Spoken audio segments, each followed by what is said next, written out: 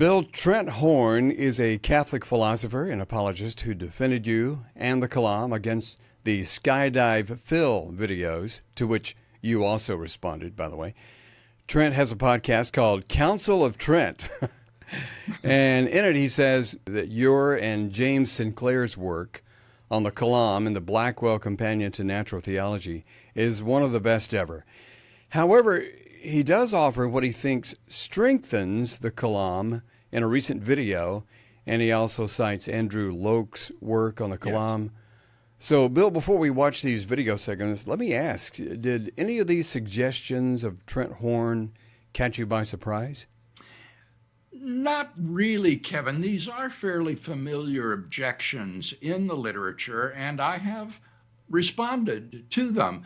The only one that was new to me was near the end, that paper passing paradox, which bears all the vestiges of Alexander Proust. Very, very clever, and I enjoyed what he had to say about that. We'll show that to our viewers later on. But I appreciate his support.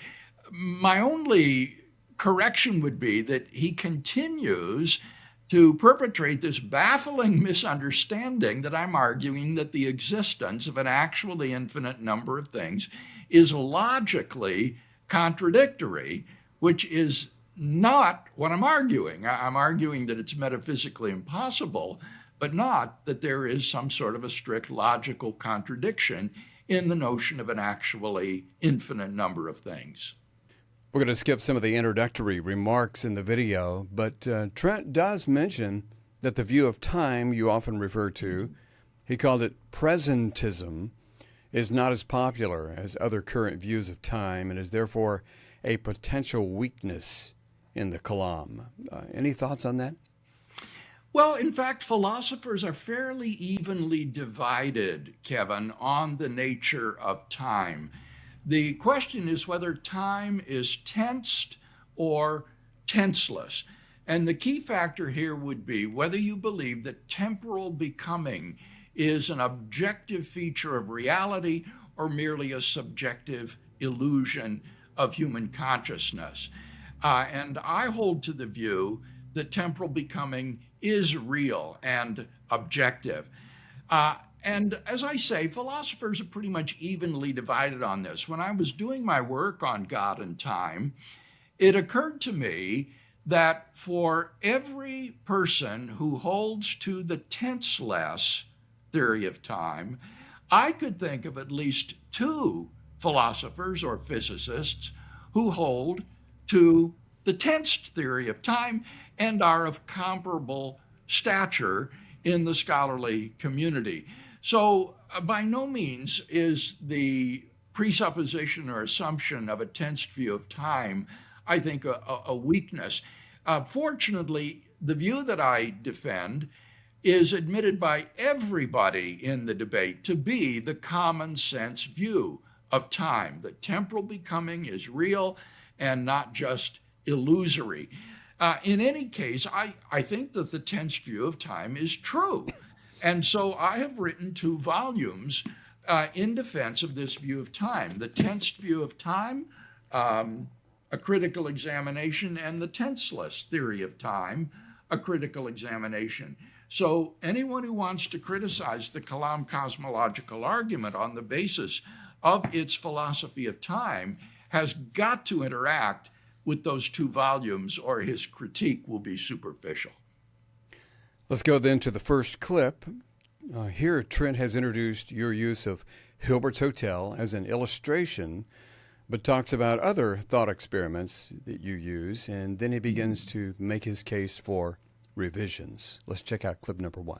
Craig also uses infinite libraries and infinite collections of baseball cards, but they all make the same point. Actual infinites are contradictory, so they can't exist in the real world.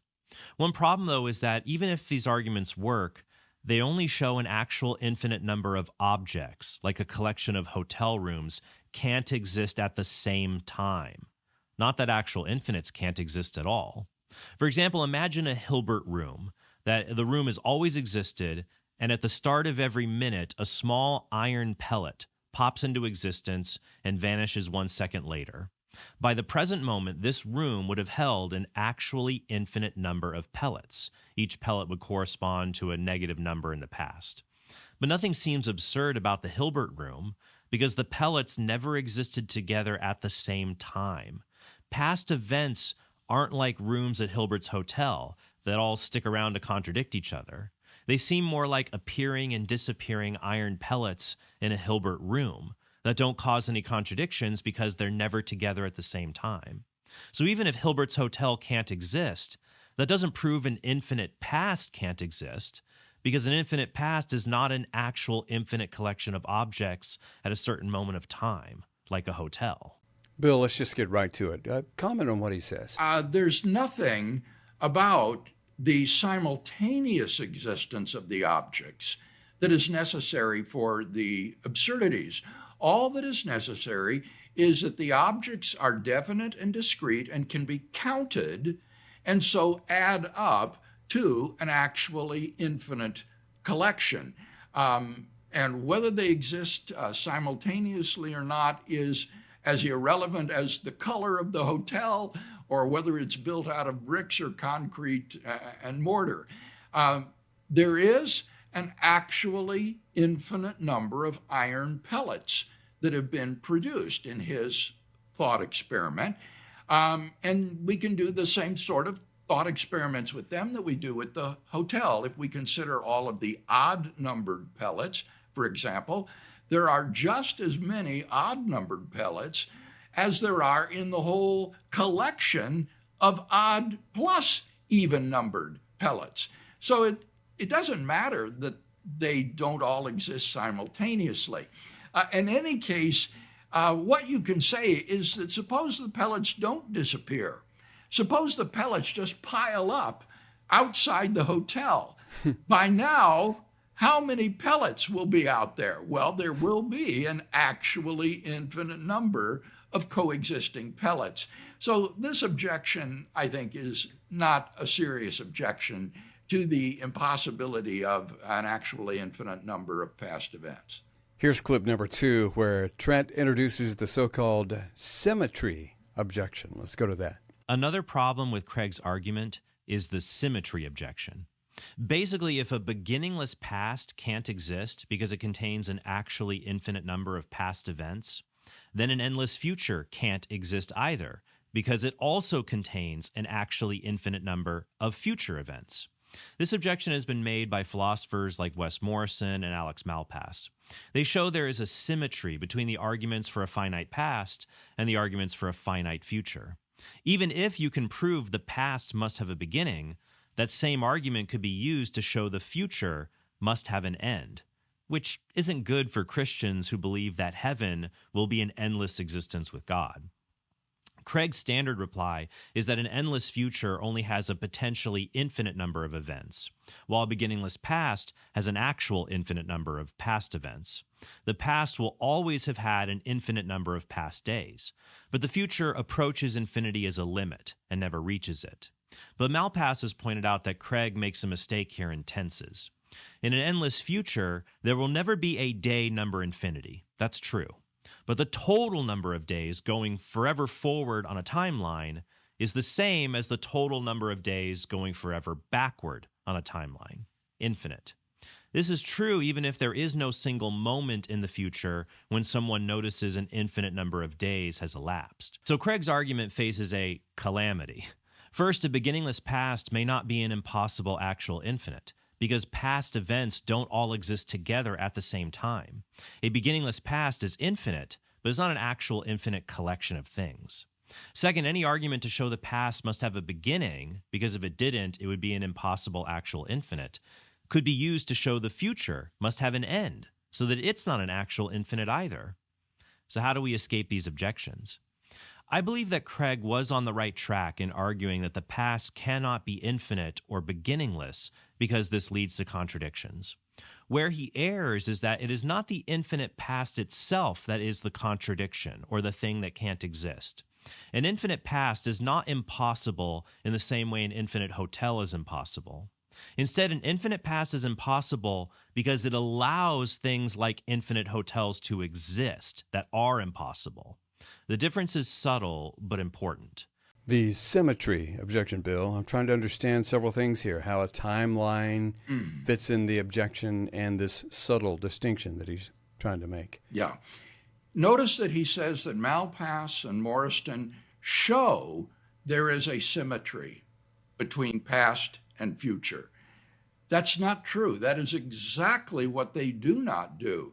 They simply assert that the past and the future are perfectly symmetrical. And here I think your philosophy of time becomes absolutely critical. On a tense theory of time, according to which temporal becoming is real, future events in no sense exist.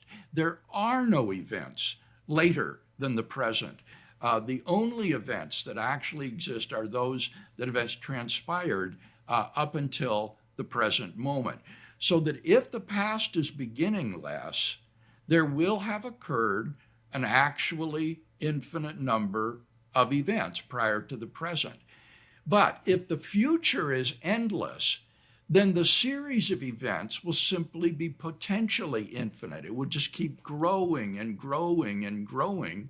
But at no point will you have more than a finite number of events.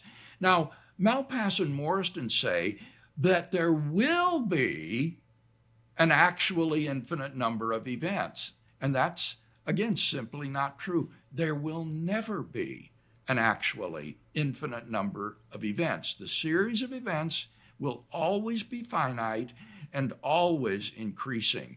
And this asymmetry, I think, between the past and the future shows that the symmetry objection fails. Even though the past cannot be beginningless, that does not show that the future cannot be endless. Neither the past nor the future is actually infinite. But if the future is potentially infinite in that the series of events is potentially infinite, then there's no problem in denying a beginningless past but affirming an endless future. This kept me up last night, Bill. I'm picturing something symmetrical, and if an artist draws a picture of a bottle, he'll draw a vertical line that serves as the middle of the bottle, and in order for it to be symmetrical, it has to be equal on both sides when he draws the bottle, equal on both sides of the line. So I'm wondering where the middle of the timeline would be. Where's the midpoint on the eternal timeline that facilitates its being symmetrical? Well, in the case of the series of temporal events, you see the end point is constantly changing with the present moment. And therefore, there is no fixed midpoint between the beginning and the present moment where the series comes to an end. The midpoint will be constantly changing as more and more events are added to the series. I will sleep better tonight. Thank you. In this next clip, Trent brings up time travel. To make an analogy, imagine you want to show time travel into the past is impossible. You don't have to show the act of time travel is like a square circle. I mean, you can imagine going into the past, being there for 1 nanosecond, then returning to the present without causing any paradoxes. But you can't imagine a square circle. Likewise, a critic of the Kalam argument might say, you can imagine every previous day having a previous day before that, and there's no contradiction that arises from that simple thought. In fact, the philosopher Arif Ahmed said something like that in his 2005 debate with Craig. That doesn't mean the notion of infinity is contradictory. It certainly doesn't mean the universe had to have a beginning. It's very easy to refute this part of Dr. Craig's position. It could be true that before every event that took place, there was another one. That makes perfectly good sense. And if it were true, there's no first event. There's nothing for God to cause. Let me repeat that. Every event follows another one. I hope Dr. Craig can tell us later on tonight which of those 5 words he doesn't understand.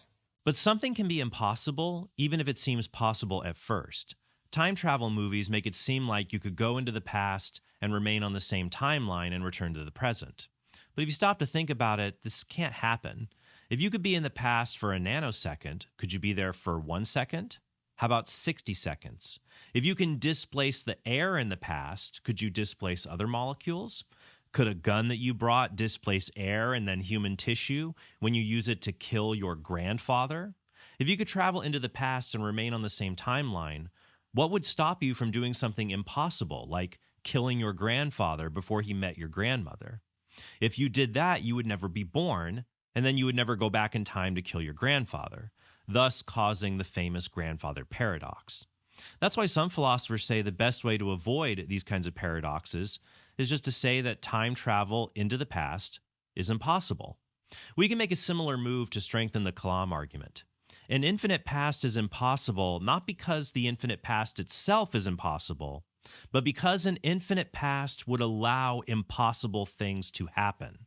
The argument could be formulated like this. 1.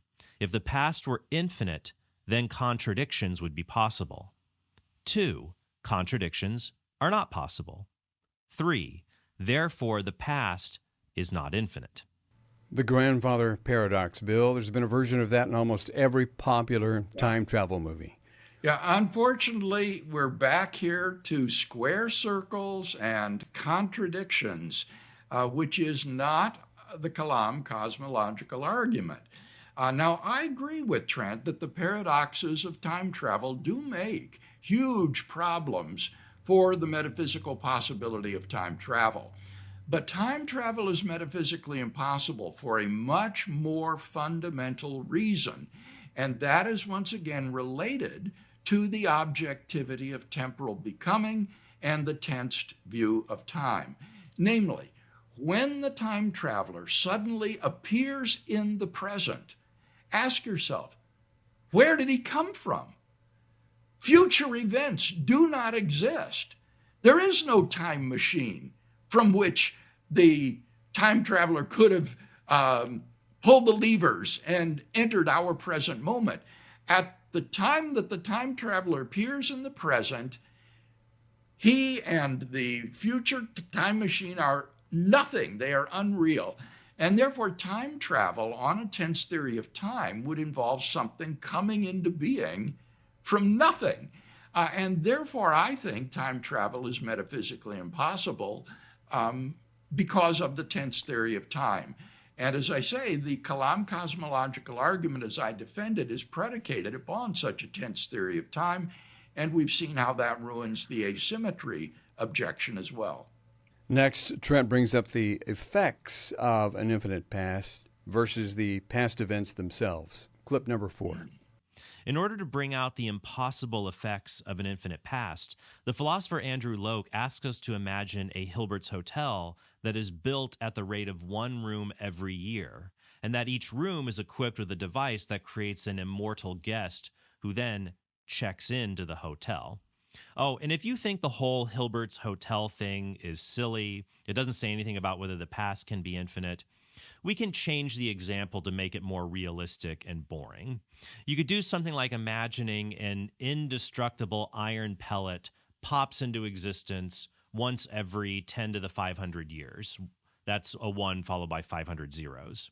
In that amount of time, you'd think anything could happen, right? And if the past were infinite, then in the present moment, there would have been an infinite number of 1 in 10 to the 500 segments of time. And so in the present, there would be an actual infinite number of indestructible iron pellets. But back to hotel rooms. They're more interesting to talk about.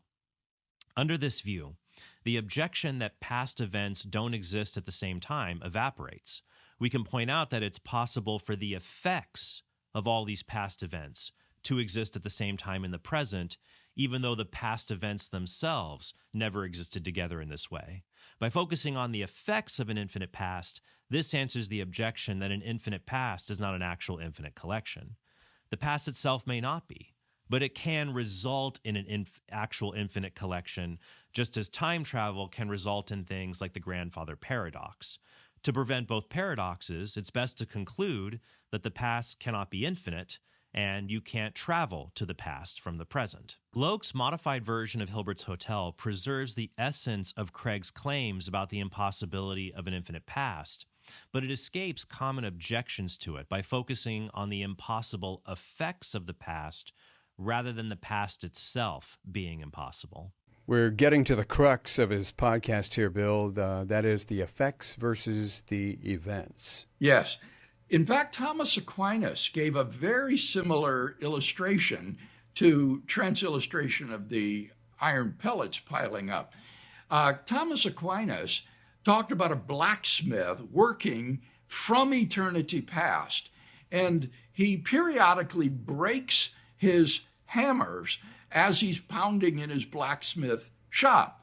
And so Aquinas asks, if the smith has been working from eternity past, how many broken hammers will there be in the present? Well, there will be an actually infinite number of broken hammers. So this is very familiar to discussions of the Kalam Cosmological Argument. There's no reason to have the things disappear in the past. They can pile up in the present, and that makes it very clear that we're dealing with an actually infinite number of things. In this next clip, Trent returns to the symmetry objection. Let's go to clip number 5. Next, by comparing the effects of an infinite past to the effects of an infinite future, we can avoid the symmetry objection. Even if the past, present, and future are all equally real, there is still a difference between the past and the future. Present effects exist because of past causes, not future causes. For example, if you started today and built one room of Hilbert's Hotel every year into an endless future, there would never be a time when an impossible Hilbert's Hotel exists. The hotel would always have a finite number of rooms. This captures the essence of Craig's objection that an endless future is potentially infinite. It is potentially infinite if each moment involves actualizing something as part of a collection, like incrementally building a hotel. But paradoxically, if Hilbert's Hotel had been incrementally constructed in the same manner every year from an infinite past, then at every point in the past, there would be an infinite number of rooms that cannot exist. Just as at every moment in an infinite past, there are an infinite number of moments that precede every past moment. The symmetry is broken when we see that in classical causation, causation flows in one direction, from the past into the future. Does that answer it, Bill? Well, I think here Trent is approaching very closely to my symmetry breaker between the past and the future. Namely, the past is actualized, whereas the future is purely potential. If someone has been building a hotel at the rate of one room per year, then by the present moment, there will be an actually infinite number of rooms in the hotel. But if he starts in the present building a hotel at one room per year, there will never be an actually infinite number of rooms. Instead, you will just have a potentially infinite hotel that is at every point finite and always growing. Now, unfortunately, what Trent says is give up this tensed theory of time. He says, regard the past, present, and future as all equally real. And the difficulty is, Kevin, if you do that, then why couldn't you have backward causation? When you look at those who defend the metaphysical possibility of backward causation and time travel, they inevitably presuppose this tenseless view of time, according to which past, present, and future are equally real, and therefore future events can be causes of present events. And on the tenseless theory of time, Malpass and Morriston will still say there will be an actually infinite number of rooms if the future is endless. So I don't think that Trent is taking the right course here in appealing to a tenseless theory of time to try to escape the objection. Trent offers another improvement on the Kalam involving the causal chain. Another way to improve Craig's argument would be to say that if the past were infinite, then it could be possible for there to be an infinitely long causal chain. But philosophers like Rob Koons and Alex Pruss have shown that causal chains cannot be infinite. If they were infinite, they too would yield contradictions. Imagine if instead of just reciting numbers for all eternity, Our eternal counter wrote each negative number down on a separate sheet of paper God made for him in that moment. In the present moment, when his countdown is finished, there will be an actual infinite number of papers, each with a different negative number on it. This would be similar to Locke's example involving Hilbert's Hotel and how an infinite past creates an actual infinite collection. And like Hilbert's Hotel, you can modify the example to make it more mundane. The point is just to show that a certain kind of causal sequence that requires every member to act only when a previous member acts, but also has no first member, always causes a contradiction. But it seems that you can have causal chains where each member pauses until another one acts. The impossible element we should reject, then, is the claim that there could ever be no first member. But then we have to reject an infinite past, because it would contain causal chains without first members, or infinite chains. So once again, we're back to the modified Kalam argument. It would go like this. 1. If the past were infinite, then contradictions, like infinite causal chains, would be possible. 2. Contradictions, like infinite causal chains, are not possible. 3. Therefore, the past is not infinite. Well, Bill, we've talked about various illustrations and thought experiments. What about the causal chain? Yes, this is the paper passing paradox that I referred to at the beginning of our discussion, Kevin. And I think this is a wonderful illustration that I'd never heard before, but it is of the same type as the more well-known Grim Reaper paradox, which imagines a series of grim reapers, each of whom will swing his scythe and strike you dead if you're not already dead by then. And it turns out that you can be neither dead nor alive, just as here the piece of paper can neither be blank nor have any number on it. I think these are great illustrations that show the absurdity of an actually infinite temporal regress of events. Bill, we have one more clip, and this is a compilation of how Trent started and ended this particular podcast. Let's go to it. One of the people who helped me convert from deism, belief in a generic creator God, to Christianity was the Protestant philosopher and theologian William Lane Craig. He's also been a role model to me for how to do apologetics, because Craig embodies the rare combination of someone who is well-read in philosophy, science, history, theology, can communicate those ideas in a winsome way, and defend them in a debate by being quick on his feet.